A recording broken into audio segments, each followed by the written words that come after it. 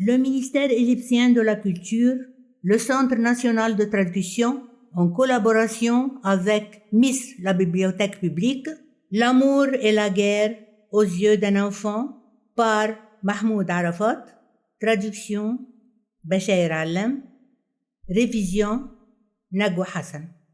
Octobre 2024. L'amour et la guerre aux yeux d'un enfant. Première partie, l'enfance et l'éveil face à la présence des soldats. Je ne sais pas comment j'ai pris conscience de la présence des soldats. Un jour, en m'éloignant de la maison, j'ai observé au loin une toute petite voiture circulant avec lenteur et derrière elle, 3 autres blocs bizarres en train de rugir comme s'ils étaient en colère.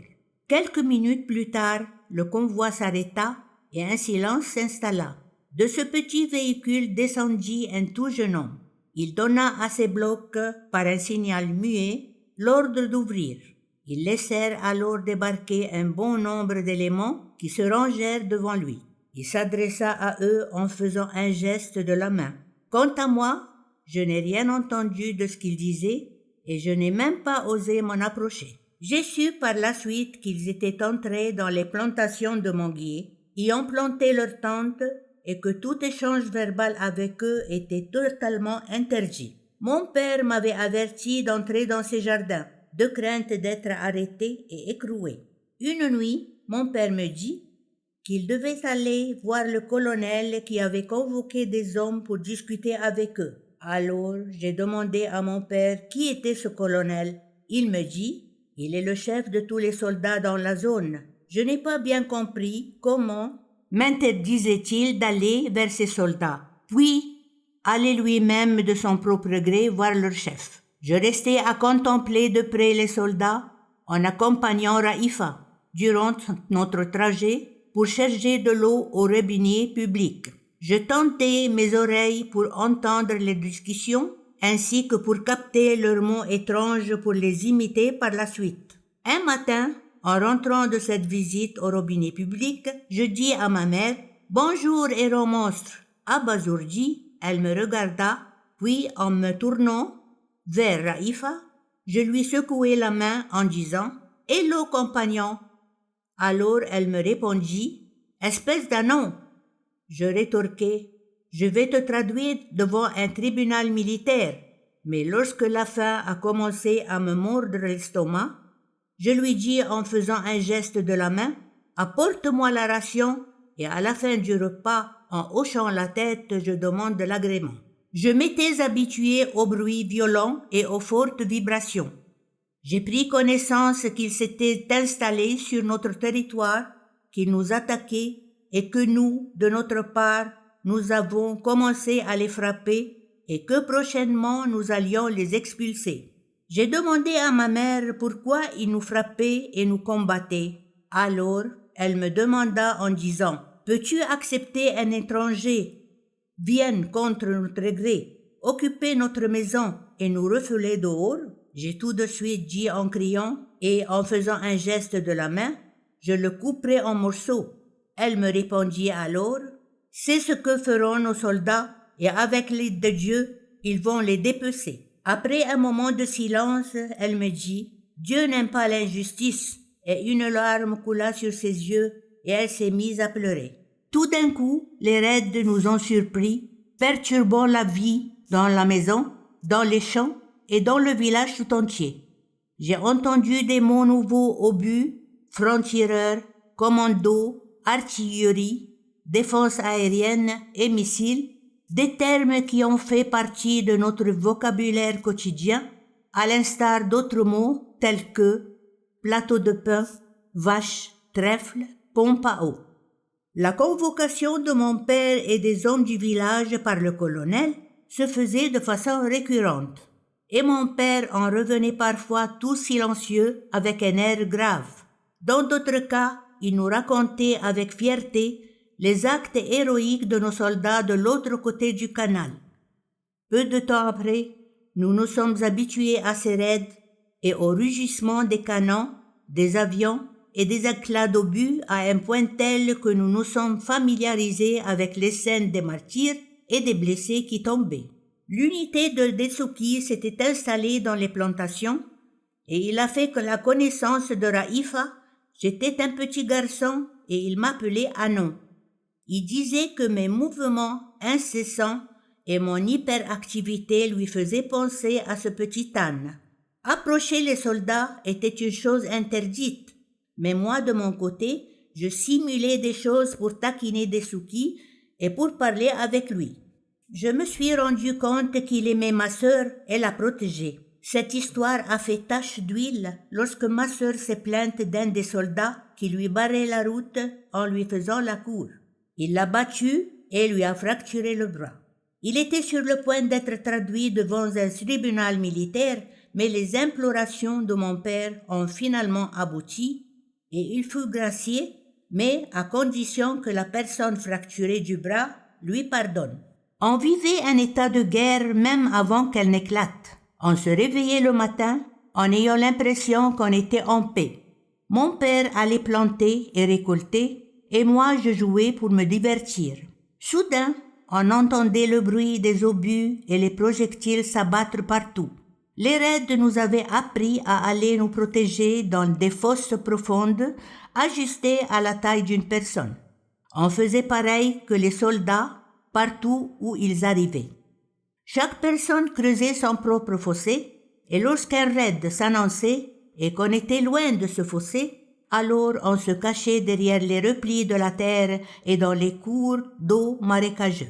J'ai commencé à voir le monde à travers les pincements des lèvres sur les visages chagrinés et à travers les mots consternés et étouffés sur le bout des langues.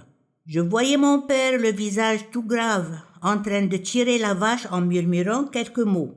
Je rôdais autour de la maison, cherchant l'un des voisins de mon âge pour jouer et rigoler avec lui. Je criais et sifflais et ma mère me réprimandait en disant « Ne siffle pas mon petit, car tu peux nous attirer les serpents. » Mais moi, je m'entêtais et je persistais en sifflant.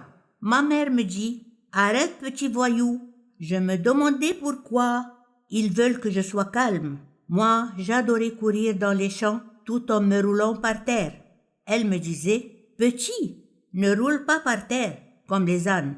Tu vas salir tes vêtements. » Cette idée m'a beaucoup plu et j'ai commencé à braire. Alors ma mère riait. Son rire m'encourageait à continuer à le faire. Elle mettait la main sur la bouche comme pour s'excuser d'avoir ri en disant « Espèce de diable !» Alors je m'empressais vers elle et je m'asseyais sur ses genoux ou bien je m'accrochais à ses jambes tout en étant heureux de voir son rire étouffé de la sorte.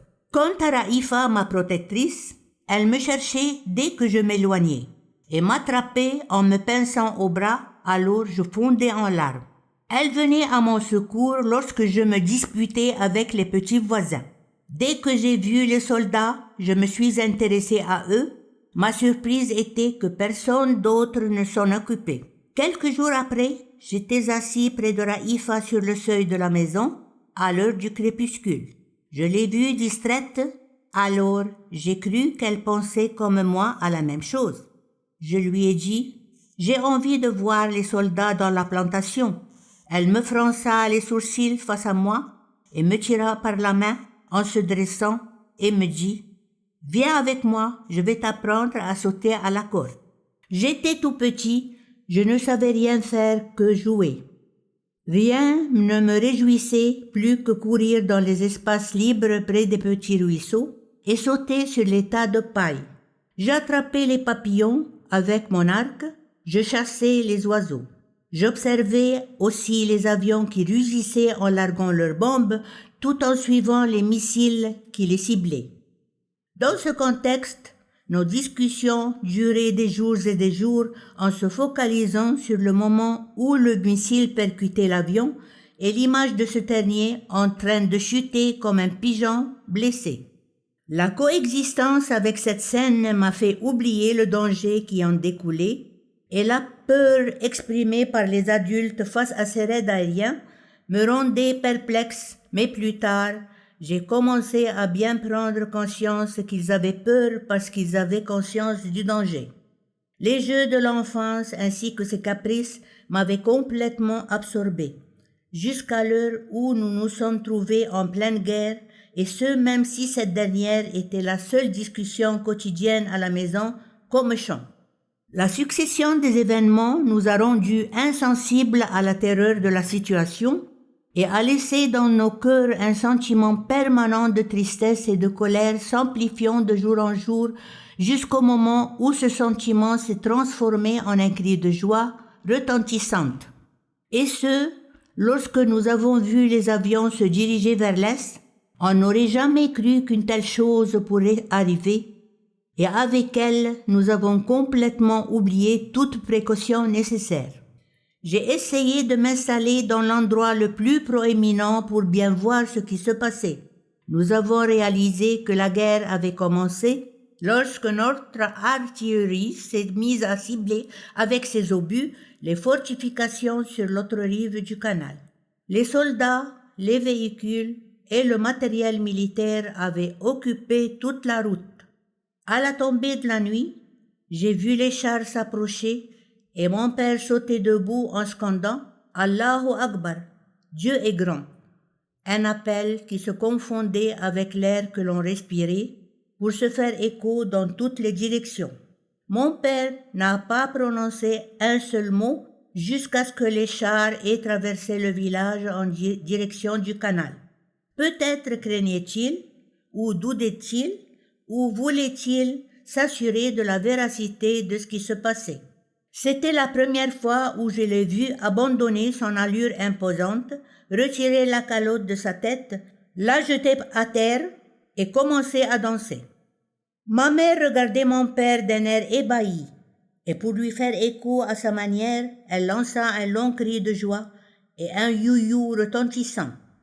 J'ai regardé vers la Raïfa, j'ai remarqué que son visage était pâle et dans ses yeux, je voyais un regard teinté de joie, un peu perplexe, assorti de crainte, car son inquiétude à propos de Dessouki sautait de ses yeux apeurés et de ses lèvres sans cesse tremblantes depuis que l'unité de ce dernier avait été transférée un peu plus loin en direction de Port Saïd. À la fin du you-you de ma mère, j'ai remarqué que Raïfa posait sa main sur son ventre gonflé et de fatigue se courbait vers l'avant. Elle n'a trouvé que la jarre d'eau devant elle pour ne pas trébucher, et avant que ma mère n'en prenne conscience, elle l'a vue tomber par terre. Ma mère fit un bond et se précipita vers elle et l'aida à se mettre debout tout en murmurant avec pitié. « Ma fille chérie !» Elle l'emmena au lit et revint pour allumer le feu et lui préparer une boisson chaude. Mon père la questionnait des yeux. Elle lui répondit « Notre fille est enceinte et Dessouki est loin d'elle. Rassure-toi. » Mon père, essoufflé, s'assit en essuyant sa sueur. Je le regardai et j'ai vu qu'il cherchait quelque chose à dire. Il semblerait qu'il n'ait pas trouvé de mots car il s'adressa à ma mère en disant « Raïfa, prépare-nous le repas, l'iftar. » L'appel à la prière du coucher du soleil prenait plus d'ampleur au milieu du brouhaha tumultueux des voitures et des chars, et aussi avec le bruit des canons. Alors nous prîmes conscience qu'un jour du Ramadan venait de s'écouler sans que l'on s'en aperçoive. Deuxième partie, début de la Sagra, la brèche et l'exécution des hommes. Je me suis trouvé emprisonné, ne pouvant plus sortir de la maison. Mon père ne sortait qu'en catimini pour aller remplir la grande jarre à la pompe ou pour récolter quelques herbes pour nourrir la vache et l'âne. L'amertume s'est-elle accaparée de mes parents? Et Raïfa, toujours en pleurs. Quant à moi, mon beau-frère Dessouki me manquait beaucoup. Alors j'ai suivi ma mère pour lui demander de ses nouvelles, lui disant qu'il devait venir pour la voir et pour que Raïfa s'arrête de pleurnicher. On a commencé petit à petit à nous adapter à la réalité. On voyait les chars circuler autour de nous. Mon père nous disait que ces derniers visaient les sites évacués par nos soldats avant qu'ils n'aient traversé le canal. Au soir, nous entendîmes le bruit d'une explosion et nous vîmes un grand feu éclairer la région tout entière. Mon père regarda en direction du feu et dit avec amertume « Que Dieu les punisse, ils ont attaqué la base des missiles ». Il commença à se frotter les mains tout en hochant la tête avec regret en murmurant « Comment sont-ils venus jusqu'ici ?» Le lendemain matin, nous entendîmes les haut-parleurs appelant les citoyens à rester cloîtrés dans leur maison et ne les quitter pour aucune raison. Le visage de ma mère devint pâle, celui de mon père devint tout noir, et Raïfa de son côté s'est mise à sangloter. Mon père dit alors « Ces fils de Satan parlent arabe avec un accent purement égyptien. Où sont-ils nos enfants ?» Au soir, le bruit d'une forte explosion retentit. Elle alluma tout le ciel et le transforma en un immense brasier, éclairant la région tout entière. Cette lumière s'infiltra à l'intérieur de la maison, à travers les fenêtres et le patio de la ferme. La lumière a en outre empli la place tout entière, et des bruits entremêlés m'envahirent et me firent peur. Ces bruits se sont tellement approchés au point que j'ai eu l'impression que la maison allait s'effondrer sur nos têtes. Alors, mon père nous conduisit vers la chambre de Raïfa et nous prit entre ses bras tout en essayant de nous rassurer. Et il tenta de convaincre Raïfa et ma mère d'arrêter les pleurs. Quant à moi, j'ai essayé de me maîtriser, mais je me suis trouvé tout trempé de larmes. J'ai entendu un écho étouffé et un sifflement prolongé, ainsi qu'un crépitement de balles ininterrompu. Des avertissements et des consignes parvinrent à mes oreilles, ainsi que des hurlements de cris, de douleur, et des injures mêlées aux chenilles des chars qui battaient le sol autour de nous. Je regardai mon père et je l'ai entendu murmurer avec une voix qu'il maîtrisait de son mieux pour qu'elle ne s'élève pas. Que Dieu nous protège. 2 jours auparavant, ma mère nous parlait de la fête qui aurait lieu dans 10 jours.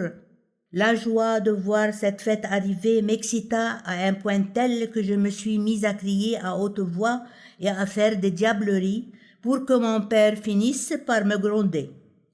Mais ma mère lui dit « Le petit a droit de s'amuser. Je vais aller vous préparer des gâteaux pour célébrer les 2 fêtes, celle du petit Bayram et celle de la victoire. » Alors mon père lui répondit d'un air grave « Que Dieu couronne nos jours de tout le bien du monde. » Moi, de mon côté, j'exagérais un peu plus en accentuant mes diableries, tout en étant protégé par ma mère et par la fête.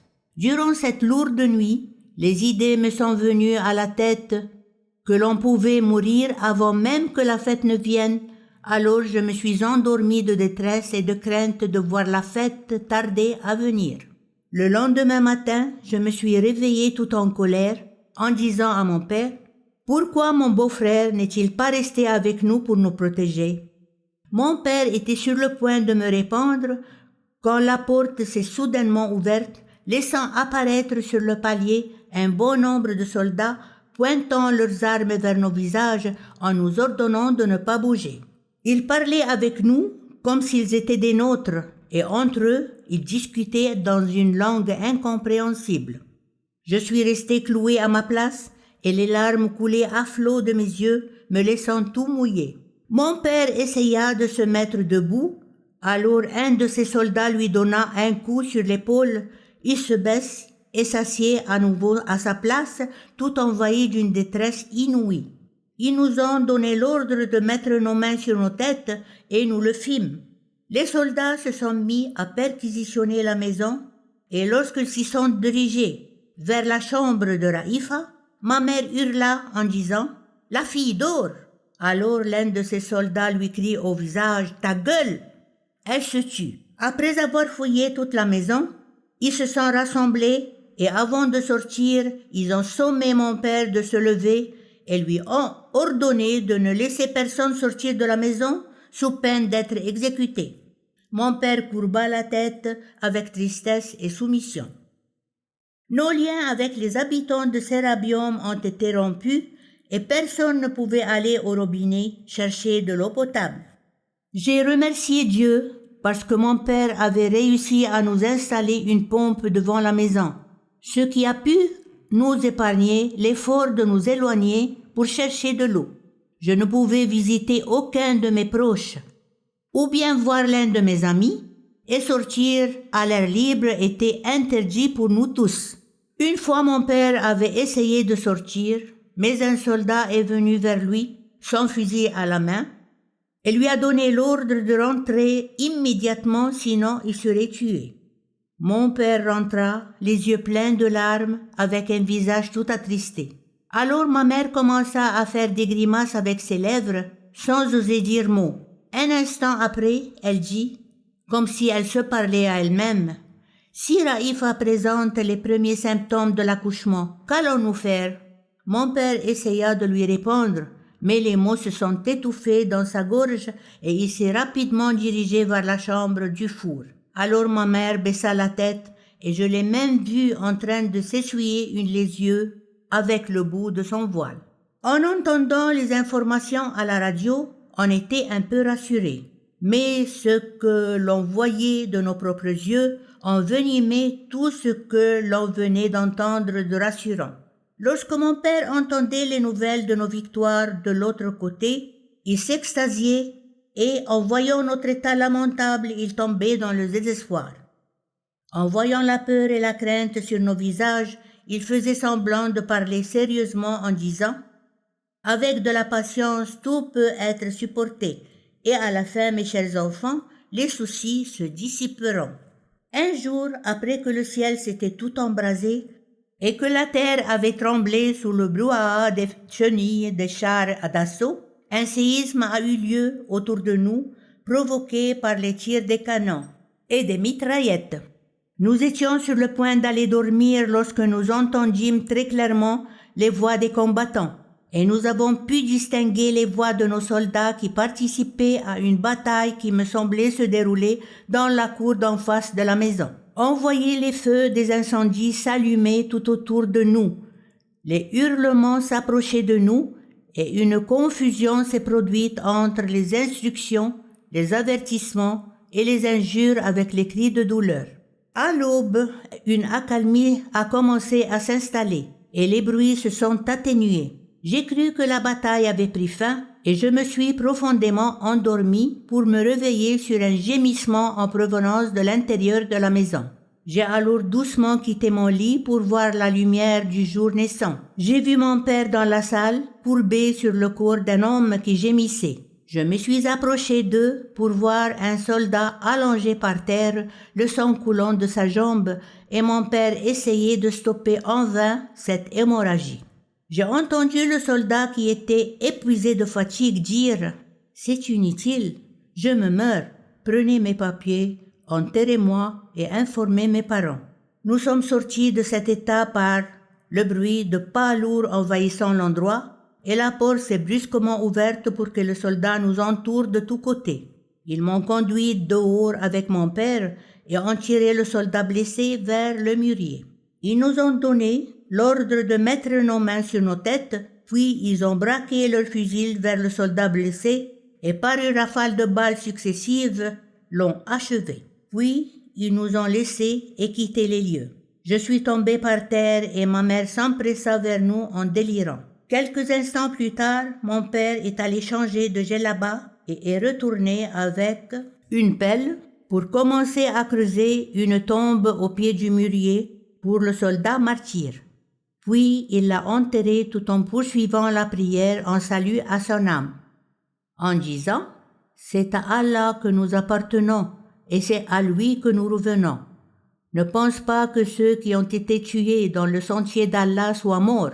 Au contraire, ils sont vivants auprès de leur Seigneur bien pourvus. Que Dieu ait ton âme, mon fils. » Ma mère n'a pas arrêté de pleurer et après en avoir terminé, mon père s'est effondré et s'est assis devant la tombe. Il s'est mis lui aussi à pleurer à haute voix et ma mère de son côté essayait de le calmer en sanglotant elle aussi. Je regardais sa main qui tenait la plaque qui contenait tous les renseignements ayant trait à ce soldat martyr. Il tenait la plaque avec inquiétude et après s'être un tout petit peu calmé, il se tourna vers moi en disant « Maintenant tu es un homme et après moi, tu seras chargé de transmettre cette consigne. » Puis il la donna à ma mère pour la garder dans un endroit sûr. Avant le coucher du soleil, ils sont revenus et ont investi la maison. Ils ont fouillé de nouveau partout, mais ils n'ont rien trouvé de précieux pour eux. En sortant, l'un d'eux a remarqué la présence d'un poste radio posé sur un sac de riz. Il s'en est emparé et a déchiré le sac, nous laissant enlisés dans un profond isolement, teinté de tristesse et d'anxiété. Tous ces détails ont été profondément gravés dans ma mémoire. Je les évoque et je sens qu'ils venaient juste d'arriver. Nous entendîmes les haut-parleurs donner des ordres de sortir et de rester debout devant la maison. Les hommes seulement et nous avons obéi. Mon père me prit par la main et nous sommes allés devant la maison. Ma mère est restée derrière la porte entr'ouverte pour regarder ce qui se passait. Une demi-heure après, les soldats sont revenus. Nous ont conduits comme du bétail et nous ont emmenés vers une place proche de la maison du maire. Nous y avons trouvé un regroupement d'hommes de la même localité, tous debout sous la surveillance de plusieurs rangées d'hommes de garde. Les soldats ont généré une chape de mutisme et d'humiliation, nous englobant nous tous. Notre attente a été longue, jusqu'au regroupement de tous les hommes et de tous les garçons. Leur chef est venu et a donné l'ordre de mettre les garçons d'un côté et les hommes de l'autre. Les soldats ont tout de suite exécuté l'ordre. Les larmes coulaient à flot de mes yeux lorsqu'ils ont détaché ma main de celle de mon père et l'ont conduit loin de moi. Le chef a parlé et a donné l'ordre aux soldats de faire sortir le maire de son domicile. Ce dernier est sorti la tête haute et s'est dirigé vers le chef qui, de sa main, lui enleva la calotte de sa tête avec rage et la jeta à terre. Puis il donna l'ordre à ses soldats de lui ligoter les mains derrière le dos. Après un moment de silence, il donna l'ordre de faire le tri des hommes. Les soldats se sont tout de suite empressés de répartir les hommes en deux rangées, les hommes âgés d'un côté, les autres et parmi eux mon père de l'autre. Puis il donna l'ordre de joindre les hommes âgés aux jeunes garçons. J'ai aperçu parmi les personnes âgées celui qui enseignait le Coran, mais lui de son côté ne m'a pas vu. Les soldats de garde nous encerclaient de tous côtés. Certains d'entre eux ligotaient les mains des hommes derrière leur dos et nous ont tous conduits vers la gare des chemins de fer. Les hommes étaient en tête de ce rassemblement, les personnes âgées et les garçons étaient loin derrière eux. Mon cerveau s'était arrêté de réfléchir, je ne savais rien de ce qui pourrait nous arriver. Je tenais beaucoup à ne pas perdre mon père de vue et pour cela, je devais me mettre sur les pointes des pieds et tourner ma tête de droite à gauche pour ne pas le louper. Le convoi commença à s'approcher de la passerelle en pente des chemins de fer. Le chef donna l'ordre pour que le maire se joigne au groupe des hommes. Alors les soldats se sont mis à le pousser avec cruauté vers les hommes aux mains ligotées. Tout près de la passerelle, j'ai observé un bulldozer couleur jaune pâle qui était sur le point de s'élancer, tout en soufflant une légère vapeur à l'arrière. Très loin de ce pont, ils nous ont fait arrêter de marcher en nous ordonnant de mettre les mains sur la tête. Terrorisés, nous nous sommes exécutés immédiatement. Les soldats avançaient en conduisant les hommes pour les mettre en un seul rang en face de nous, dos à la passerelle en pente des chemins de fer. Les soldats se sont retirés vers l'arrière tout en pointant leurs fusils vers les hommes. Ils ont un peu attendu avant que le chef ne commence à parler. Ce dernier a dit que toute personne osant collaborer avec les soldats de l'armée égyptienne serait punie.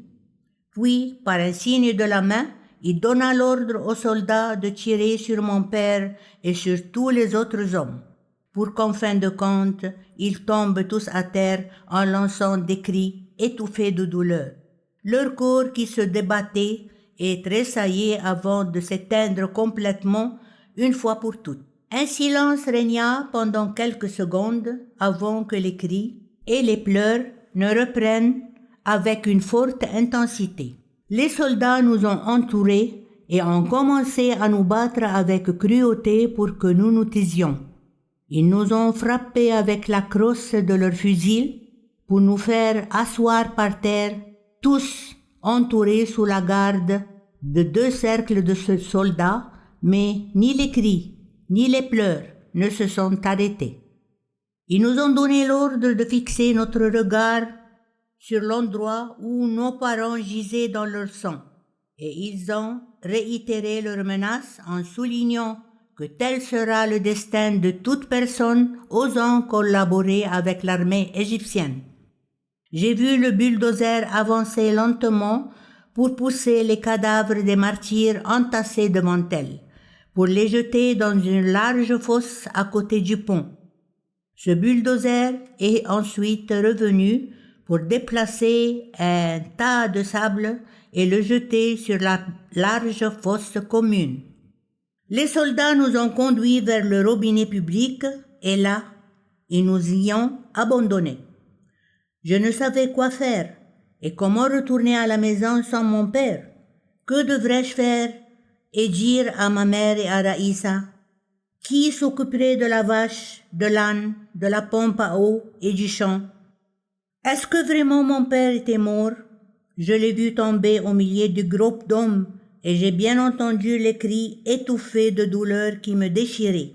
J'ai bien vu aussi le bulldozer de couleur pâle les jeter dans le fossé qu'ils ont creusé pour servir de fosse commune et par la suite la combler avec le sable qu'ils ont aplani. Je sens toujours la main de mon père tenant la mienne dans le creux de laquelle je sens toujours sa chaleur. Est-ce que ce qui vient de se passer signifiait que je ne le reverrai plus et que je ne ferai plus la prière derrière lui pour la terminer ensemble? Allons-nous combler le sable, le fossé qu'il avait lui-même creusé, adapté à sa taille? Ils l'ont enterré sans lavage ni linceul et sans même qu'un musulman ne lui fasse la prière mortuaire. Je me suis rappelé que mon père avait lui-même enterré le soldat martyr sans linceul, sous le mûrier, et sans qu'un musulman ne lui fasse la prière mortuaire. Donc, mon père est un martyr.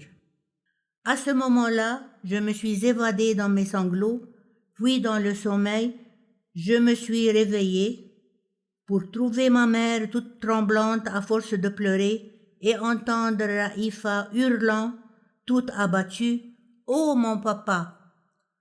Ma mère de son côté délirait en passant de l'eau sur mon visage et en disant avec désolation, « Qu'est-ce qu'ils t'ont fait, fruit de mes entrailles? Que Dieu punisse tout injuste, tout imposteur et tout bâtard. Venez tous à ma rescousse, aidez-moi, je vais perdre mon fils. » La 3e partie. L'attaque des forces spéciales et la perte de Raïfa. Nous avons tous souffert, nous avons enduré des affres pareilles à celles vécues par nos soldats qui ont traversé le canal. Ces derniers ont arraché la grande victoire. Eux, ils étaient occupés et pris par les combats, par l'organisation de leurs rangs et par l'exécution de leurs attaques. Quant à nous, nous étions prisonniers d'une cage de terreur. À la tombée de la nuit, nous avons fermé la porte. Peu de temps après, j'ai entendu taper à petits coups. J'ai regardé ma mère. D'un signe de tête, elle me demanda d'aller ouvrir. J'ai vu un soldat brun portant l'uniforme tacheté des forces spéciales. Il a dit en murmurant « Puis-je entrer ?» Je lui ai laissé place pour entrer. Il ferma la porte derrière lui et dit que les soldats des forces spéciales viendront cette nuit pour punir ces salauds. Il s'est tu un instant, puis il a dit « Nous savons ce qu'ils ont fait avec les hommes du village et nous allons vous venger. » Alors ma mère commença à prier pour eux à voix haute, ainsi que pour tous nos fils combattants, et ses larmes coulaient à flots. Puis elle se reprit, se leva, comme si elle allait préparer du thé ou un repas. Nous n'avions chez nous que de petits morceaux de pain sec et du fromage fermenté. Le soldat s'est empressé de l'empêcher de se lever et dit qu'ils allaient venir à peu après pour enterrer ces tueurs dans leur propre char. Il a poursuivi en disant « La bataille aura lieu tout près de chez vous, n'ayez aucune crainte. » Certains d'entre nous auront peut-être besoin de se cacher. Alors, si quelqu'un d'eux tape 3 petits coups à la porte, ouvrez-lui. Et au matin, si vous trouvez l'un des nôtres mort en martyr, alors enterrez-le et prenez la chaîne et entrez à ses consignes pour nous en informer par la suite. Nous avons entendu 3 petits coups taper à la porte. Le soldat nous a donné le signal pour ouvrir et nous a dit « Les petits coups seront toujours de la sorte. » J'ai ouvert et j'ai vu 3 soldats portant 3 gros sacs blancs. Je leur ai demandé « Des armes ?»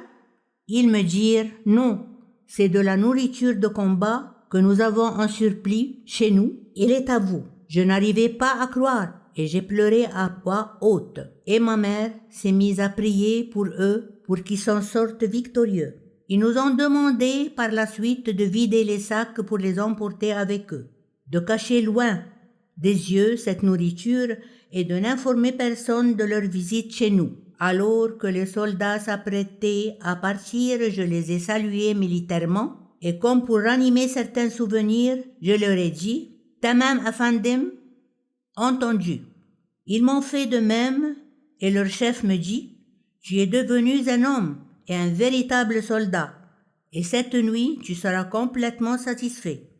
Dès à présent, il n'y aura plus de larmes à verser. » Et s'apprêtant à sortir, il s'approcha de ma mère pour la saluer. Elle lui tendit la main qu'il a serrée et baisée en disant « Priez pour nous, chère mère, pour que la baraka de votre prière nous protège tous. » Alors ma mère lui répondit, en peinant à retenir son émotion, « Que Dieu vous protège et vous garde, mes enfants. » Juste après leur départ, ma mère s'effondra en larmes. Quant à moi, je me suis décidé de devenir un soldat, un vrai. Je suis resté réveillé attendant les nouvelles de l'attaque, mais le sommeil m'a terrassé et j'ai été réveillé par le bruit des tirs saccadés. Je me suis levé me dirigeant vers la porte. Ma mère m'en empêcha, tout en me rappelant que les soldats exécutaient les ordres. Je me suis alors accroupi pour entendre le moindre bruit possible. Je n'ai pas entendu les pas des soldats, ni leurs cris, ni leurs hurlements bien connus « Ha, ha, ha !» Je n'ai pas compris comment l'attaque pouvait être de la sorte. Je me suis levé tout tendu. J'ai posé mon oreille sur le mur sans rien entendre. Un instant après, nous entendîmes le bruit d'une forte explosion. J'étais sur le point de sauter de joie. Alors ma mère me regarda d'un air de réprimande. Je me suis calmé. J'ai entendu une 2e et une 3e explosion. Alors elle dit, en murmurant, « Que Dieu les rende victorieux pour l'amour du prophète. » Le silence s'installa alors pour un instant. Puis le bruit des balles recommença, accompagné d'une très forte explosion qui a allumé tout le ciel, permettant à des éclaircies de lumière de s'infiltrer à travers les failles des fenêtres et le patio à ciel ouvert de la bergerie. Alors l'âne a commencé à braire. Les tirs sont devenus par la suite intermittents pour à la fin se taire complètement. Après un moment d'accalmie, j'ai entendu plusieurs autres explosions saccadées suivies d'un silence assourdissant. À la naissance du jour, l'endroit devint un capharnaüm. Des voitures et des chars allaient dans toutes les directions et les soldats parlaient avec frénésie dans leur étrange langage. Je me suis accroupi à ma place près de la porte. Ma mère m'a tendu le bras pour me serrer avec force, mais je me suis échappé en disant « N'ayez pas peur, je ne sortirai pas. » Elle me dit alors, avec crainte, « Ils vont arriver. » Je me suis alors rappelé et j'ai haussé la voix en disant « La nourriture de l'armée !» Alors ma mère s'est tout de suite levée et s'est hâtée en murmurant « Que Dieu nous protège !» Je l'ai vue toute tendue, en train de vider la jarre de son eau pour y mettre la nourriture de l'armée. J'ai admiré ce que ma mère venait de faire et j'ai eu peur qu'il ne regarde à l'intérieur de la jarre s'il venait chez nous. Ma mère apeurée me dit que Dieu leur fasse perdre la vue pour qu'ils ne voient pas. Nous avons eu assez de tout ce qui nous est arrivé. Au déclin du soleil, les voitures, les chars et les soldats se sont retirés de chez nous et nous laissèrent un peu tranquilles. Nous n'avons ouvert la porte qu'après leur disparition. J'ai commencé à faucher l'herbe pour la donner à la vache et à l'âne, qui ont commencé à brouter avec appétit. Puis, je leur ai donné à boire. Ma mère a plongé sa main dans la jarre et en sorti 3 boîtes de conserve et les a ouvertes. Nous avons trouvé, dans la première et la deuxième, du bouillon avec des morceaux de viande et dans la troisième, du riz. Ma mère s'est empressée de réchauffer la nourriture dans 2 pots. Nous sommes entrés dans la chambre de Raïfa pour manger ensemble. Après avoir terminé, j'ai pris les boîtes vides, j'ai creusé un trou dans la bergerie et je les y ai enterrées. Et ma mère a eu un grand sourire encourageant pour nous dire qu'elle appréciait bien ce que je venais de faire. La nuit a commencé à s'installer et j'ai entendu 3 petits coups à la porte de la maison. J'ai ressenti une grande joie m'envahir tout entier et en même temps une peur me dévorer. J'ai regardé vers ma mère qui m'a donné son accord pour ouvrir. J'ai ouvert cette porte pour voir le même soldat qu'hier portant ce même uniforme tacheté. Il entra prestement et ferma la porte derrière lui. Il nous a salués en murmurant et ses yeux brillaient de joie, disant « Je suis venu uniquement pour vous informer que nous leur avons détruit hier 3 chars d'assaut et tué leurs équipages ainsi que leurs gardes. Notre chef a été blessé et nous l'avons emmené avec nous pour être soigné. Je me suis levé et de joie je l'ai embrassé. Il m'a dit avec détresse « N'ayez aucune crainte si nous tardons un peu à venir vous voir. Nous allons les attaquer dans une autre direction pour vous protéger de leur méchanceté. » Je me suis empressé de l'interrompre en disant « Comment alors aurons-nous de vos nouvelles ?» Il répondit en me disant « Nous allons vous informer par divers moyens. Maintenant, vous connaissez bien le bruit de l'explosion d'un char après avoir été visé. Alors vous saurez le nombre de chars que l'on détruit chaque soir. » Je me suis écrié « Que Dieu vous couronne de victoire, compagnon. » Et s'apprêtant à sortir, il se dirigea vers ma mère en lui disant « Priez pour nous, chère maman. » Il s'est levé et a embrassé sa main. Elle s'est mise à lui souhaiter tous les bons vœux à lui et à ses compagnons, et avant de s'en aller, il lui a demandé à voix basse « Avez-vous besoin de quelque chose ou de n'importe quoi ?» Ma mère lui répondit « Vous nous avez comblés de vos services. » Je me suis empressé de le saluer comme un militaire. « Au revoir, héros !»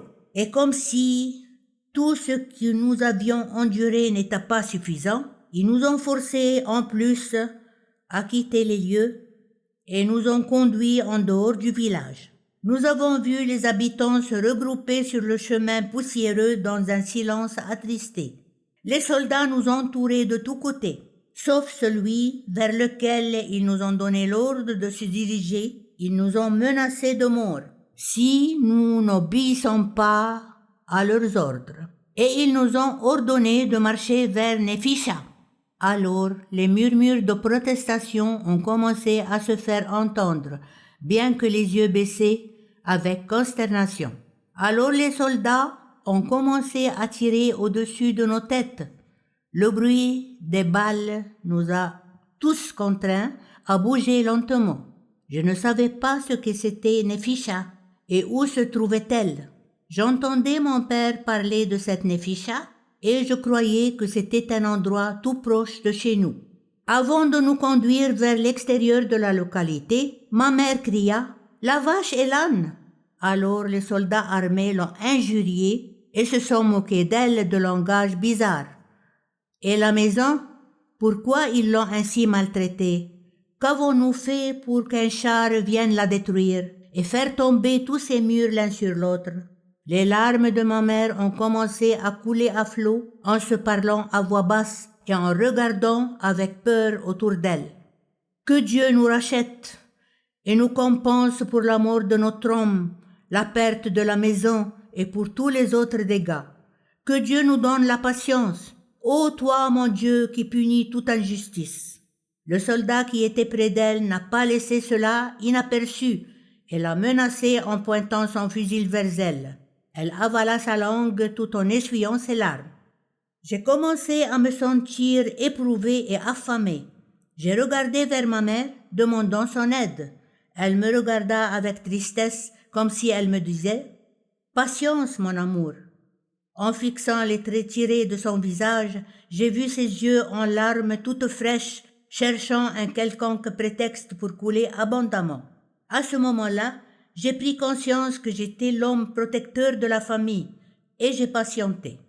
J'ai vu Raïfa avec un visage tout pâle et marchant à pas lents. J'ai aperçu une gargoulette dans la main d'une femme âgée. Je lui ai tendu la main pour lui demander la permission pour faire boire Raïfa. Elle me l'a donnée, mais son regard m'a fait frémir, comme si elle me disait « Tiens et bois, mais nous n'arriverons jamais à Nefisha ». J'ai donné de l'eau à Raïfa et j'ai eu honte de boire et j'ai rendu la gargoulette en silence. Mais la femme me l'a rendue avec délicatesse en murmurant « Bois, mon chéri ». J'ai pris une toute petite gorgée en essayant de contrôler mes larmes et je la lui ai donnée en la remerciant.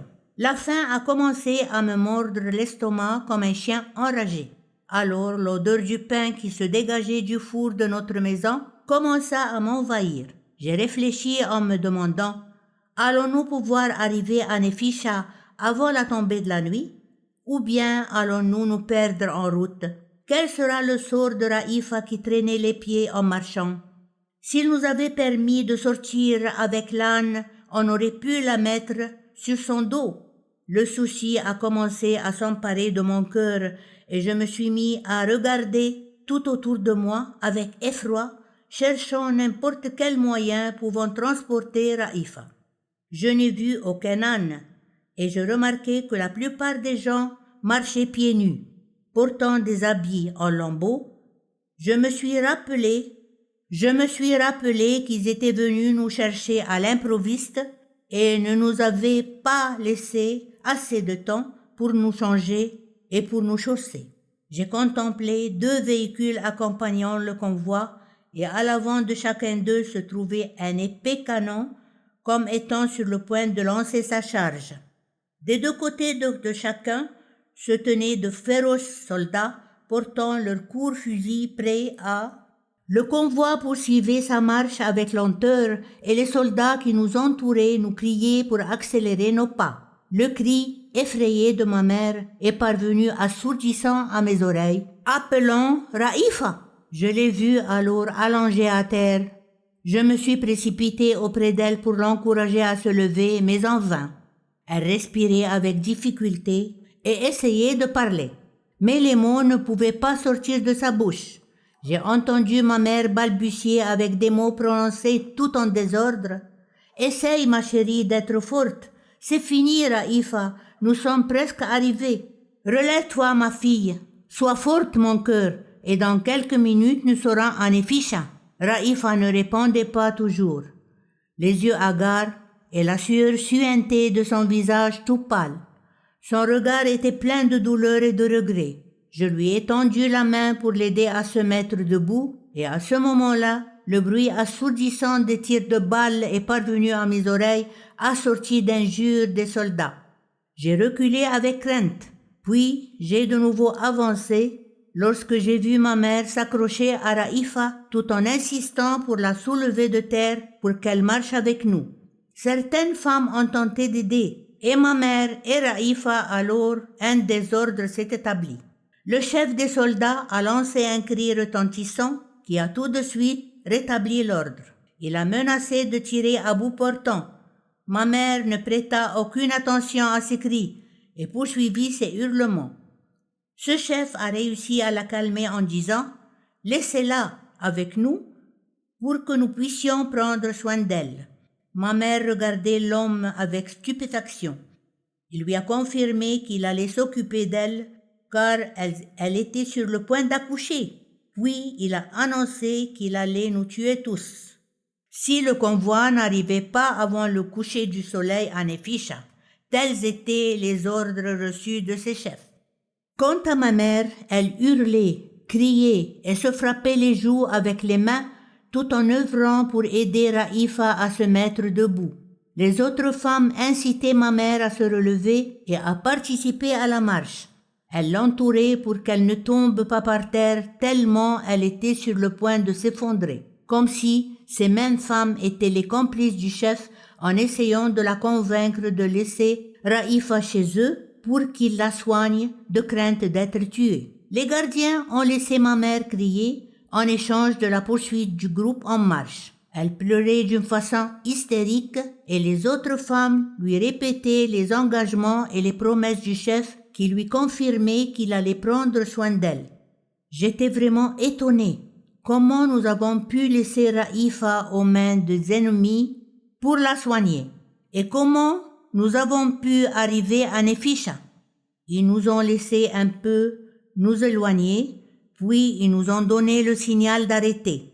Ils nous ont fixé un endroit où nous devions nous arrêter. Ils nous ont dit que ce point-là était notre destination finale et que celui qui la dépasserait sera liquidé sur le champ. 4e partie. Expulsion des habitants de Serabium vers Nefisha et leur accueil par les hommes des forces spéciales. Nous sommes arrivés à Nefisha peu après le coucher du soleil, tous épuisés, de peur, de faim, de soif et de pleurs. Nous ne savions pas où aller, quoi manger et où nous réfugier pour dormir. Nous avons vu le petit village encombré par les femmes, les enfants, les personnes âgées et les hommes expulsés de leur village comme nous.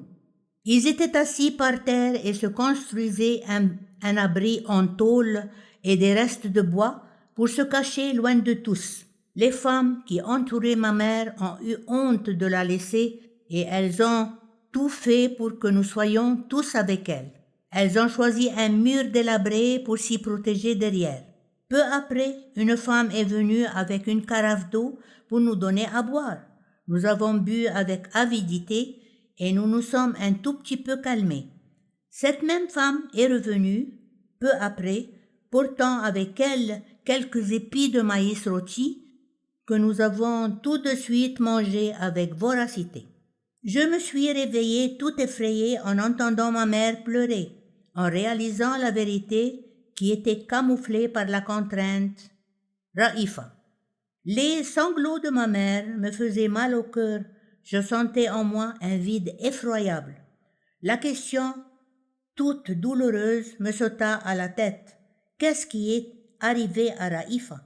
Ma mère pleurait toujours, et les femmes autour d'elle la consolaient avec dévouement. Je ne croyais pas au retour de Raïfa parmi nous. Comment croire le chef qui nous confirmait qu'il allait prendre soin d'elle, lui-même qui conduisait le convoi avec cruauté et qui avait permis à ses soldats de nous battre et de nous injurier de mots les plus ignobles?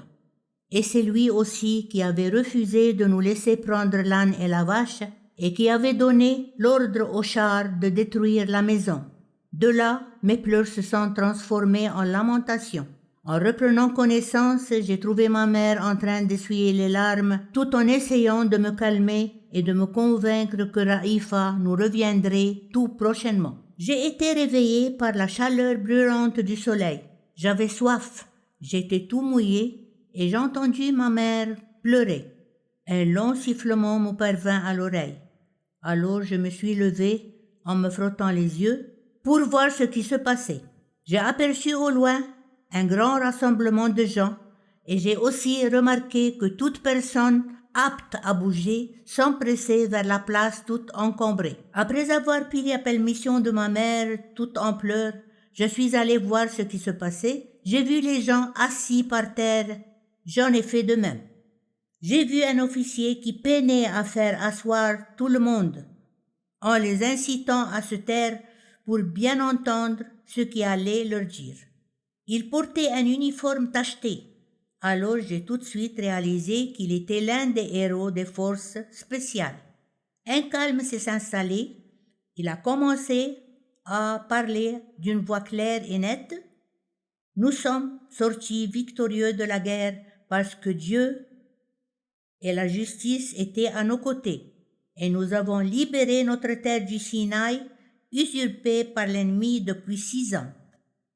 Vous avez vu de vos propres yeux comment nos soldats ont pu traverser le canal en scandant Allahu Akbar.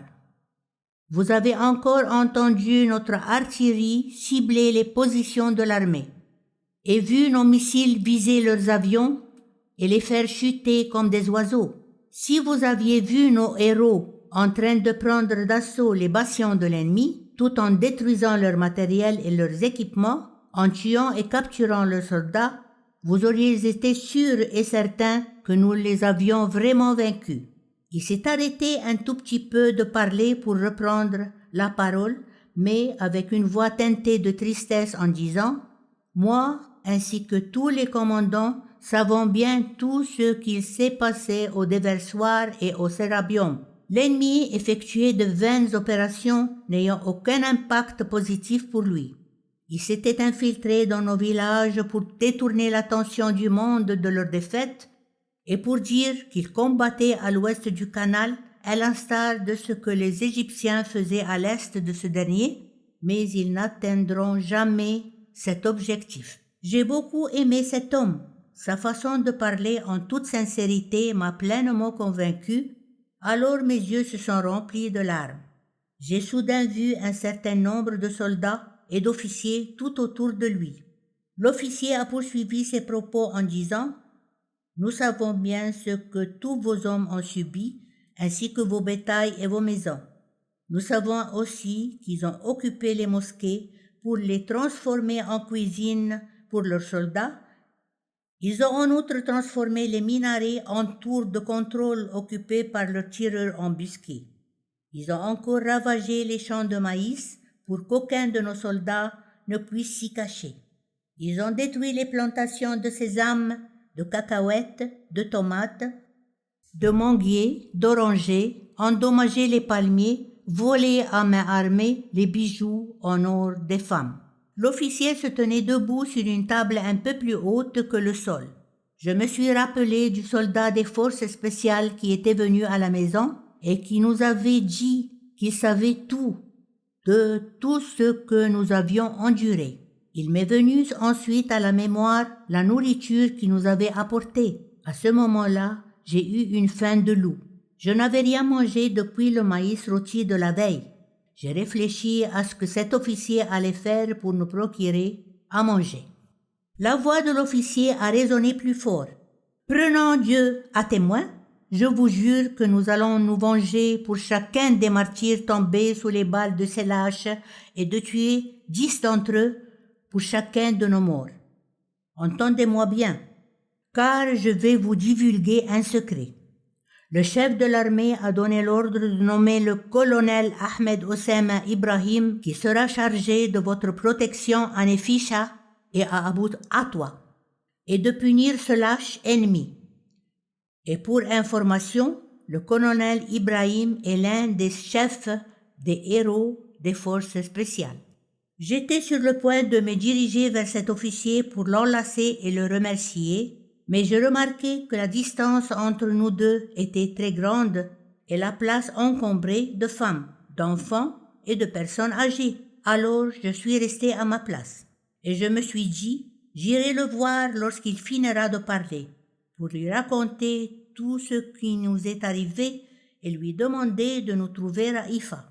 L'officier a attendu un bref instant, puis il s'est mis lentement à regarder nos visages, puis son visage devint si dur que j'eus un frisson de terreur.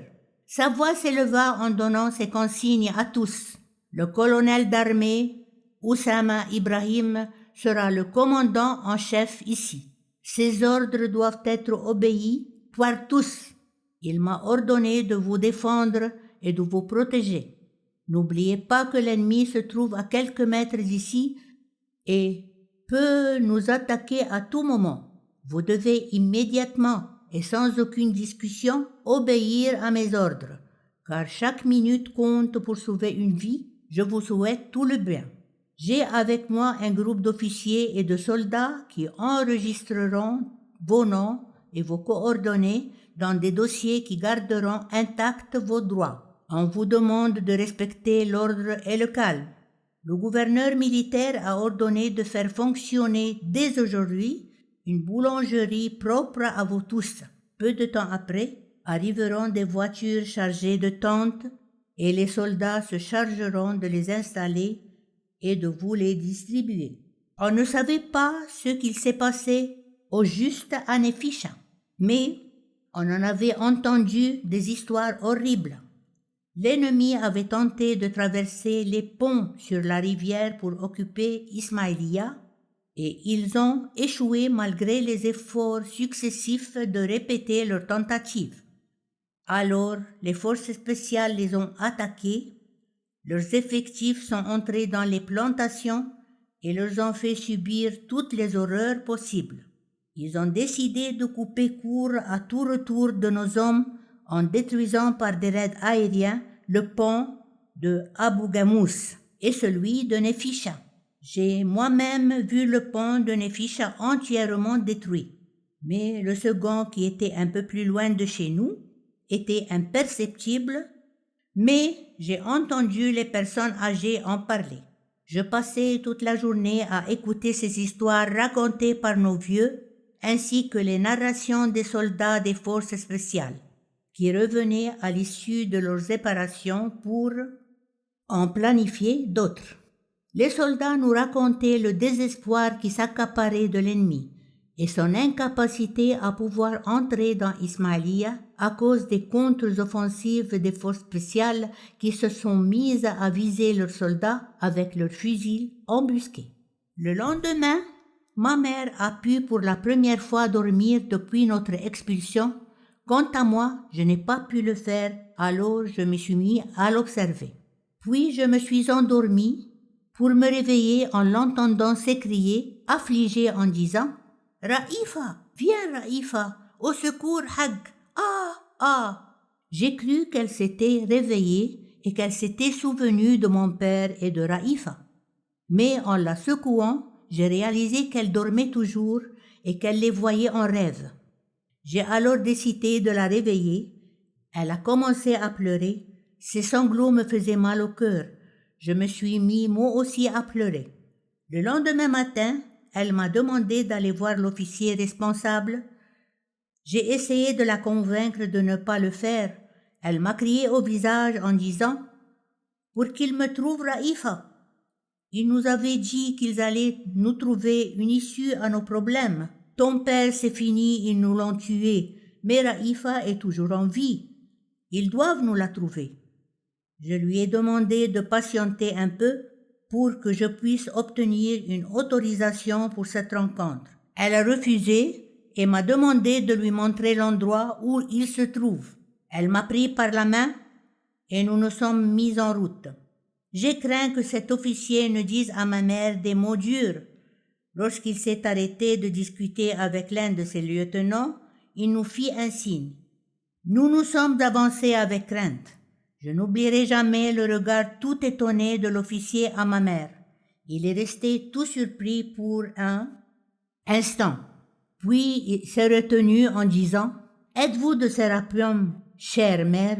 Elle a répondu que oui, en hochant la tête, les yeux pleins de larmes. Il lui dit « Vous souvenez-vous de moi? Je suis celui qui a tapé à votre porte à Sérapion. » Et il s'est penché pour lui baiser la main. Ma mère s'est essuyé les yeux en lui disant « Pardonne-moi mon fils, ce que nous venons d'endurer nous a fait oublier même nos noms. » Lorsque ma mère a fini de parler, j'ai vu le visage de l'officier tout attristé et j'ai pu lire sur ses traits qu'il n'y avait aucun espoir de retrouver Raïfa. Il n'a pas dit cela à ma mère, mais il a fait de son mieux pour la calmer et la rassurer. Tout en délicatesse, il a posé sa main sur mon épaule en disant « Bienvenue héros ». Je l'ai regardé tout étonné et je me demandais comment je n'avais pas pu le reconnaître. Et je lui ai dit « Il n'y avait pas sur vos épaules les signes de grade d'officier ». Alors il m'a répondu « En pleine bataille, nous sommes tous des soldats ». 5e partie. Le retour de Nefisha et le poids écrasant des souvenirs.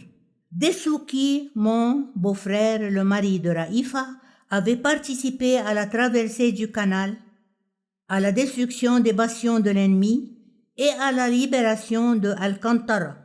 Le pays tout entier attendait depuis des années pour vivre cet instant-là. Et lorsque la victoire a eu lieu, quelqu'un a voulu lui arracher sa vanité et la briser. Lui, qui avait participé à la victoire de l'Égypte tout entière. Il fut exposé à une défaite personnelle exceptionnelle et blessante, celle de la perte de Raïfa. Nous avons vu les avions se diriger vers l'est pour détruire les positions de l'ennemi.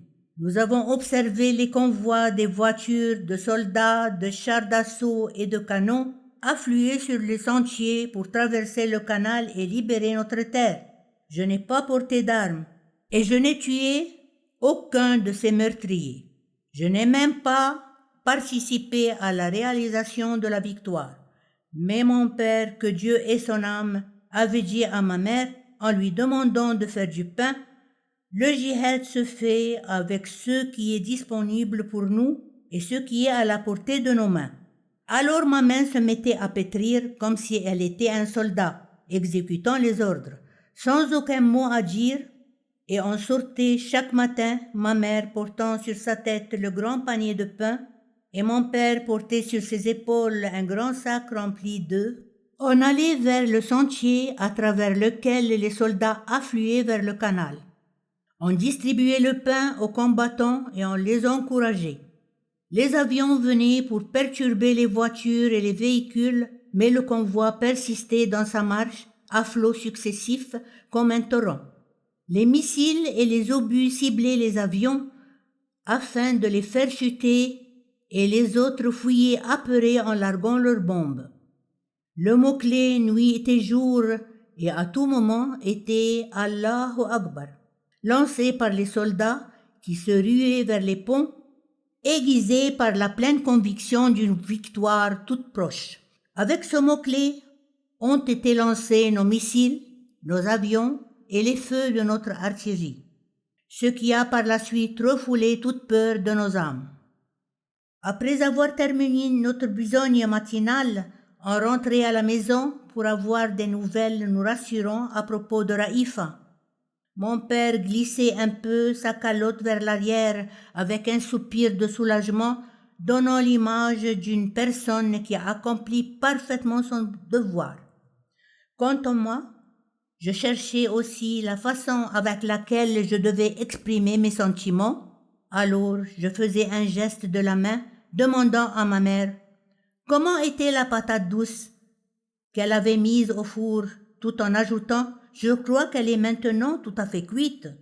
Mais ma participation à cette queue quotidienne pour la distribution du pain aux soldats me donnait une sensation de satisfaction intérieure et en outre pour exprimer mon regret de ne pas pouvoir à ce moment-là porter les armes pour combattre ces tyrans, car j'étais trop jeune pour cela. Le jour même de la traversée, nous avions pris notre repas iftar et après la prière, mon père donna l'ordre de pétrir la pâte. Ma mère fut un peu surprise car le sac était plein. Il lui a répondu avec joie « La pâte pour les soldats, Raïfa ». Ma mère se leva alors tout de suite pour commencer à pétrir en hochant la tête comme si elle se disait « Comment pourrions-nous subvenir aux besoins de tous ces flots de soldats ?» Mon père lisait bien ce qui se passait dans sa tête.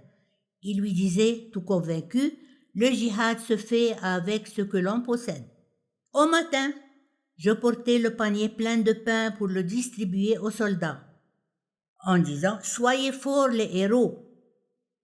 La réponse venait tout de suite, suivie de « Allahu Akbar ». À ce moment-là, je me suis senti beaucoup plus grand que mon âge. J'ai eu honte de moi-même. Alors je me suis mis ponctuellement au jeûne et à la prière. J'ai commencé à imiter mon père et dans la nuit du premier jour de la guerre, un agent de sécurité est venu pour demander à mon père de ne faire la prière qu'à la maison, car les mosquées étaient sujettes à la destruction. Mon père s'est soumis à cette demande, mais en même temps, il cherchait un de nos voisins pour qu'ils prient ensemble.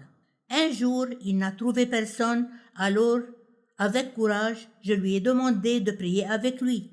Il m'a souri en caressant ma tête en disant « Mais toi, Lee, maintenant tu es un homme, va faire tes ablutions et appelle à la prière pour que nous la fassions ensemble. » À ce moment-là, j'ai eu un sentiment de grande fierté en me mettant derrière lui pour prier. J'ai fourni un grand effort pour paraître rassuré et stable. J'ai fermé les yeux pour que les oiseaux qui sautillaient tout près de nous ne me distraient pas. Quant au bruit des explosions, des bombes, du roulement des chenilles, des chars d'assaut et des véhicules, ces bruits sont devenus pour nous une chose habituelle. Après avoir fini de prier, j'ai serré et embrassé la main de mon père. Je regardais ses lèvres murmurer quelques mots que je n'ai pas entendus. Pour satisfaire mon regard interrogateur, il m'a répondu en m'apprenant comment terminer la prière. Et il m'a demandé de lui promettre que dès à présent, jamais je ne m'arrêterai de prier. Je me suis levé en passant mes deux mains sur mon visage à l'instar de ce que font les grandes personnes, mais j'ai senti que mes yeux se remplissaient de larmes, alors je suis sorti rapidement. Ni ma mère ni Raïfa ne s'étaient arrêtés de pétrir. Au 6e jour, ma mère dit « Nous n'avons plus de farine. » Mon père lance alors un gros soupir et avale sa langue pour ne pas parler. Il est sorti pour s'asseoir sous le mûrier devant la maison. 1 heure après, une longue queue de camions s'approche, transportant du matériel et des soldats. La rangée s'arrête près de la maison. Le chef descend du camion et me demande « Où est mon père ?» Je lui fais signe que ce dernier est assis sous l'arbre. Alors le chef dit à haute voix, en s'approchant de lui, « Hag !» Mon père se lève pour l'accueillir et parler avec lui. Et je l'ai vu en train d'inscrire quelques mots sur un bout de papier pour faire signe à ses lieutenants pour qu'ils s'approchent vite de lui. Après avoir reçu ces instructions, le plus grand dit en faisant le salut, « Entendu, chef !» Il se dirigea alors vers le camion et un instant plus tard, mon père se leva tout surpris en voyant les soldats transportant les sacs de farine sur leurs épaules pour les poser soigneusement à la porte de la maison sans jeter un regard à l'intérieur. Cette scène m'a rendu perplexe et m'a cloué sur place. Le chef s'apprêtait à partir, il a tendu la main à mon père pour l'éveiller de sa stupéfaction. Mon père l'a salué tout en murmurant, par-ci, par-là, quelques mots de remerciement. Le chef ne m'a pas regardé. Je ne sais comment je me suis dirigé vers lui pour lui dire « Monsieur l'officier !» Il me regarda tout surpris. Je me suis mis devant lui, en levant la main, en le saluant comme font les militaires. « D'accord, Afendim. Allahu Akbar, Dieu est grand. Soyez fort. » Il m'a souri et m'a tendu la main avec tendresse. Je la lui ai serrée en me tenant bien droit pour paraître plus grand et je l'ai entendu dire « Soyez vous-même fort et prenez garde à toi, compagnon. » Il s'est tourné, alors mes yeux se sont braqués sur l'aigle accroché à son épaule et j'ai eu l'impression qu'il était sur le point de s'envoler avec les avions qui se précipitaient vers l'est. La veille de l'annonce de la libération de Alcantara a été pour moi une nuit inoubliable. Je dormais lorsque j'ai entendu la voix haute de mon père qui disait « Raïfa, oh Raïfa, Dissouki a libéré Alcantara, cher Raïfa. Notre armée a libéré Alcantara. Mes chers enfants, je n'arrivais pas à concevoir la grande importance de la chose. Le communiqué militaire qui annonçait la réussite de nos forces à libérer la ville de Alcantara Est a poussé mon père à ajuster sa calotte sur sa tête plusieurs fois de suite et à retrousser ses larges manches avec vivacité. La joie apparente et claire sur son visage et dans sa voix nous a attirés près de lui dans un grand bonheur. Il m'a alors expliqué en disant « Alcantara est sur le chemin nous menant à El Arish. Si nous sommes arrivés à cette dernière, ceci veut dire que nous avons pris le contrôle du Sinaï tout entier. » Puis il s'est tourné vers Raïfa au visage tout pâle pour lui dire « Ton mari est un héros. Dessouki a libéré Alcantara, Raïfa. » Cette nuit-là, j'ai très bien dormi en faisant un rêve dans lequel je taquinais Dessouki et je remarquai qu'il recevait avec joie toutes mes taquineries. Après leur départ tant attendu, tout en espérant que ce soit pour toujours dans les abîmes de l'enfer, et après notre retour de Nefisha, transportés par les voitures du gouvernorat, les travailleurs opérant au sein de l'organisme des travaux militaires ont commencé à restaurer notre maison délabrée. Ils ont relevé les murs en ajustant les fenêtres et reconstruit un nouveau plafond avec de nouvelles planches de bois. Le gouvernorat nous a ensuite livré des lits, du mobilier et des vêtements. J'ai en outre apposé ma signature sur plusieurs papiers pour accuser réception. Et lorsque j'ai demandé au délégué du gouvernorat de nous donner une vache et un âne à la place de ceux que l'on a perdus, il nous a promis d'étudier cette requête. La chose la plus importante fut celle de nous avoir livré des provisions pouvant subvenir à nos besoins pour les 6 mois à venir. Ma mère s'est un peu rassurée lorsqu'elle a examiné la farine, le beurre, l'huile, le riz, le sucre et le thé. Mais elle était choquée de ce que nous avions enduré sans pouvoir dire un seul mot et elle me parlait avec des signes. Elle exerçait les besognes de sa fille quotidienne. Elle bougeait, cuisinait, mangeait, dormait et ne me laissait pas un tout petit peu disparaître de ses yeux. Et si cela arrivait, je l'entendais hurler à pleine voix de douleur, alors je me précipitais vers elle pour qu'elle me tienne compagnie. En ce qui concerne les vêtements qui nous ont été distribués par le gouvernorat, ils ne m'ont pas du tout plu. J'aurais préféré m'habiller en kaki. Alors j'ai demandé aux soldats travaillant à l'office des travaux militaires de me donner un uniforme. Ils m'ont dit que cela était complètement interdit et que je pouvais être traduit en justice si je le faisais. Je leur ai dit que mon âge ne me permettait pas de comparaître devant le tribunal. J'ai exprimé mon dégoût des vêtements livrés par le gouvernorat.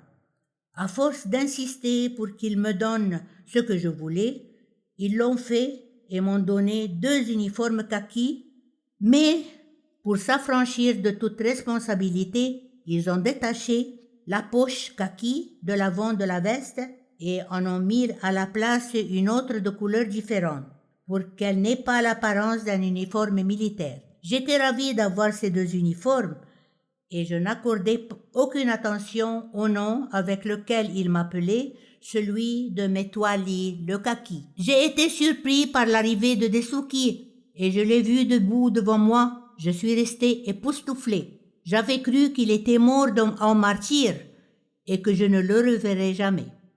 Mais sa vue a fait raviver mes peines les plus profondes.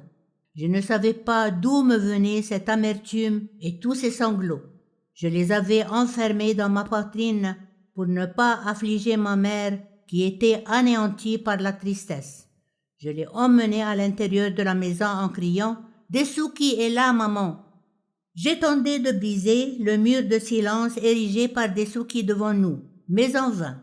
Je suis resté avec lui devant la maison en appuyant mon dos sur le bassin en ciment de la pompe à eau.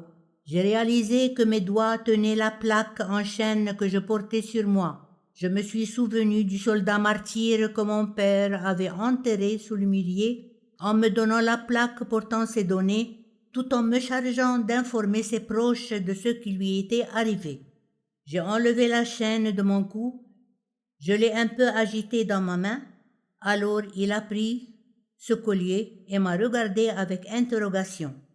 Je lui ai dit que mon père m'avait chargé de remettre ses consignes.